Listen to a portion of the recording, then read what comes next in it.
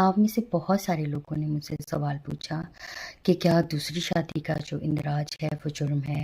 تو یہاں پہ میں آپ کو یہ بتاتی چلوں کہ مسلم فیملی لاز آرڈیننس کا سیکشن 6 جو ہے وہ یہ تنبیہ کرتا ہے اور یہ پابندی لگاتا ہے کہ دوسری شادی کرنے سے پہلے ثالثی کونسل سے اجازت طلب کی جائے۔ ویورز، سیکشن 6 کا جو مقصد ہے وہ یہ ہے کہ اگر شوہر پہلے سے شادی شدہ ہے اور وہ دوسری شادی کرنا چاہتا ہے تو ثالثی کونسل کی اجازت نامہ حاصل کرے تاکہ پہلی بیوی کے حقوق کا تحفظ اور جو ازدواجی تعلقات ہیں بچوں کی پرورش میں توازن جو ہے وہ برقرار رکھنا ہے۔ تاہم یہ سیکشن اس بات کی وضاحت نہیں کرتا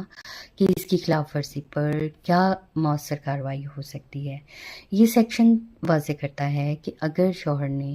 اجازت کے بغیر شادی کر لی تو اس شادی کا اندراج جرم نہیں ہے، بلکہ شادی خود قانونی طور پر برقرار رہتی ہے، لیکن شوہر کو اس کے لیے محض جرمانہ یا قانونی پابندی کا سامنا کرنا ہوگا۔ یہ قانونی جو ہے اس کا جو بنیادی مقصد جو ہے وہ صرف یہ ہے کہ پہلی بیوی جو ہے اس کے حقوق کا تحفظ ہو، اسے خرچہ ملے،